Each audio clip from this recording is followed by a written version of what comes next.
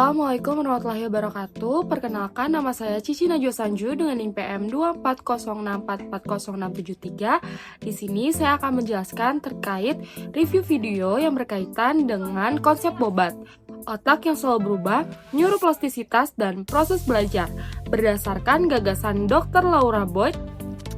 Tahukah kamu bahwa otak manusia sebenarnya tidak pernah berhenti dan berubah? Selama bertahun-tahun, para ilmuwan berpikir otak berhenti berkembang setelah dewasa. Tapi ternyata otak kita sangat dinamis. Ia terus membentuk koneksi baru melalui proses yang disebut neuroplastisitas.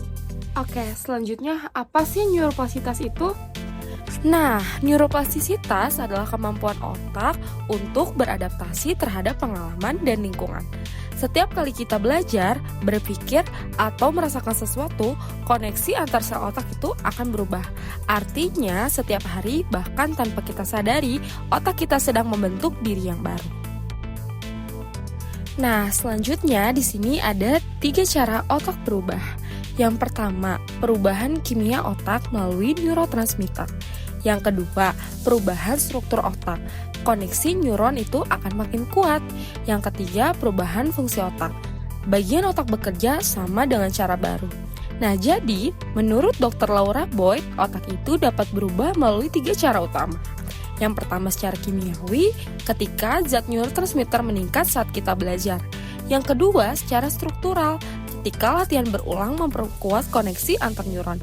Dan yang terakhir, secara fungsional, saat berbagai bagian otak itu mulai berkoordinasi secara efisien.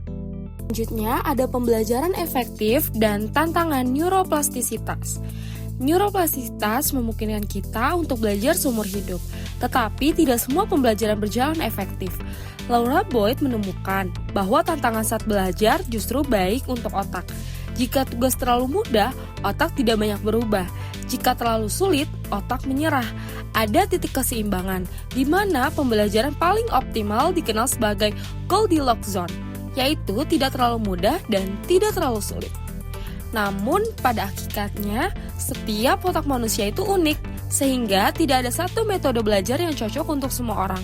Ada faktor pengalaman, genetik, bahkan lingkungan saat mempengaruhi bagaimana seorang belajar dan beradaptasi. Nah, di sini ada dampak negatif pada otak. Jadi, tidak semua perubahan otak itu bersifat positif.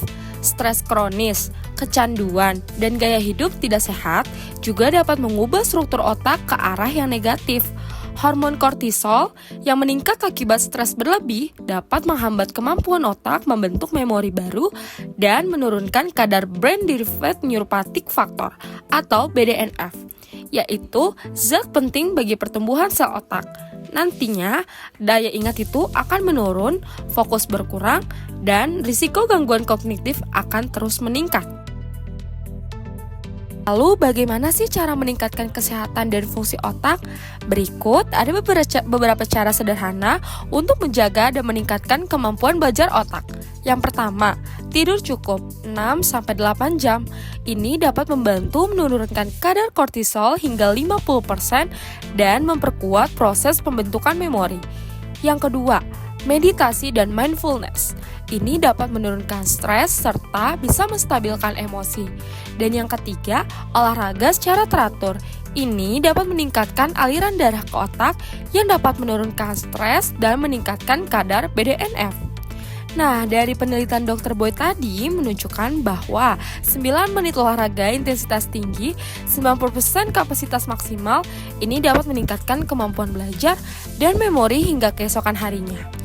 Ini membuktikan bahwa aktivitas fisik dapat menyiapkan otak agar lebih siap untuk belajar. Nah, yang terakhir adalah kesimpulan. Jadi, secara garis besar, otak manusia itu bersifat dinamis, adaptif, dan pastinya selalu berubah sesuai dengan kebiasaan dan pengalaman kita. Proses belajar tidak hanya terjadi di ruang kelas, tetapi di dalam setiap hal yang kita lakukan setiap hari. Karena itu, penting untuk memilih aktivitas, pola hidup, dan cara berpikir yang positif. Karena semua itu secara langsung dapat membentuk otak kita. Singkatnya, setiap kali kita berlatih, belajar, dan menantang